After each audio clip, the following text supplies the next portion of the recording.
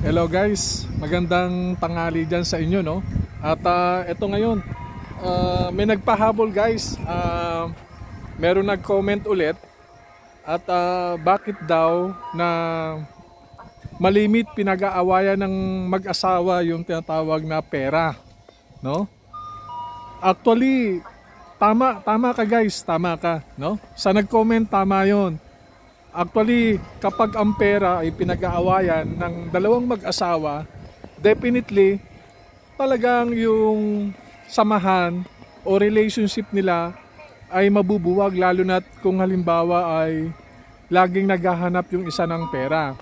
Pero kung ang lalaki, yung sinusweldo niya ay open siya, meaning to say, andyan na ibibigay yung payslip, nagiging tapat siya sa asawa niya, definitely siguro wala naman sigurong magiging problema. At kung mapag-uusapan ninyo na lack of budget kayo, dapat ang bawat isa ay makaintindi.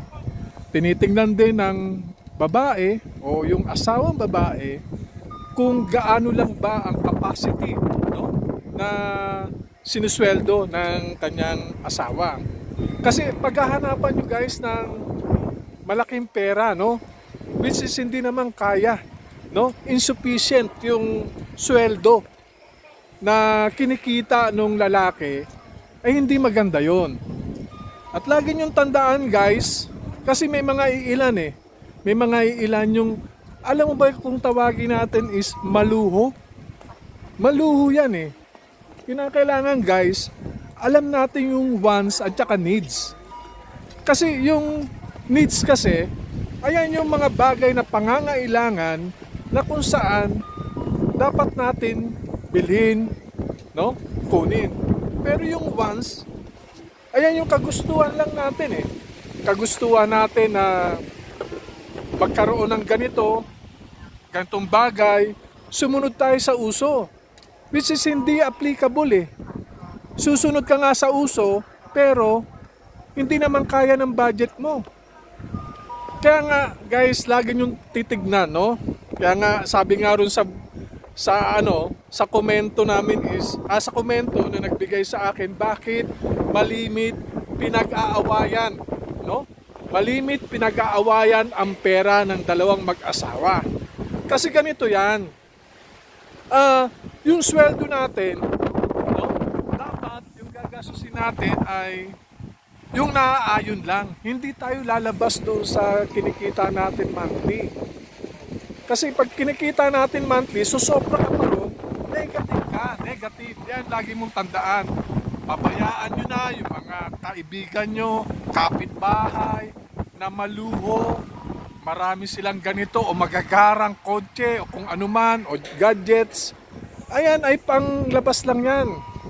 Kasi napakainam guys, kapag ikaw ay merong naiipon, ano man mangyari pertaining sa health mo, emergency, may mabubunot ka, di ba?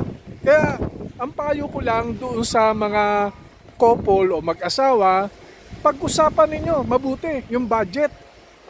Hindi naman pinag-aawayan yan actually, unless na lang kung yung lalaki ay may tinatago, meaning hindi siya nagiging tapat doon sa current salary na tinatanggap niya.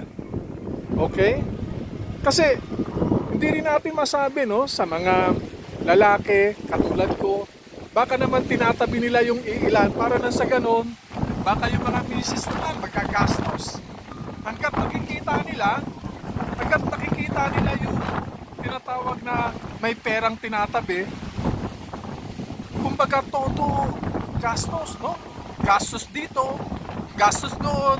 Kumbaga, walang pakuntabi sa mga sinusweldo. Napakahirap niyan guys, no? Kaya, ang masasabi ko lang sa inyo, marunong tayong magpahalaga sa ating pinagkikitaan.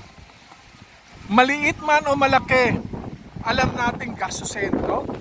Ito guys, nag-vlog ako, no? Napakalamig rito, napakalamig. Ayan, nag-i-snow dyan sa palibot ko. Pero, hindi ko kasi pwedeng deadmahin yung nag-comment kanina. So, nag-request siya. Ito yung guys. Kita nyo, guys, ngayon, kasalukuyan, nananatili matiis eh. Hindi ko kayo matiis na sagutin yung mga komento, no? Kaya guys, dapat lagi nyong tandaan ang needs at saka wants. Ayun yun. Lagi lang tandaan. Saka na yung garbo. Saka na ang luho. Kapag medyo stable ka na. Pero pag hindi pa, ipon muna, ipon. Pabayaan mo. Kung sila ay matitindi gumastos, pabayaan mo kasi baka naman sila ay sobra-sobra na yung pera nila. Okay? So anyway guys, siguro sa short vlog na to ay nasagot ko yung katanungan mo. At shoutout ako ulit, no? Sa kumpari ko, kay Captain Benjola. Pre, kamusta kayo dyan? Kay Chief Engineer Locas. At sa tropa namin, sa Dalisay, syempre, ang very handsome president namin, si Captain Limpin. Shout out kay Ruel Biluso. Sa 3 fleet managers namin na magigiting, no? Charmaine, Rachel, Rigel, at si Mercy, Kisha, Diana, Bianca, Babe, Amy, Iris, Steph, Gian, Lasha, Rochelle, at doon pa sa mga iba na hindi ko nabanggit, no? At shoutout sa inyong lahat. Guys, nandirito ako para magbigay ng aliw. Sana etong short vlog na to ay magbigay sa inyo ng konting katatawanan o aliw, no? So anyway guys, at see you on my next vlog. Maraming salamat sa pakikinig at walang sawang pagsubaybay. Bye. Thank you.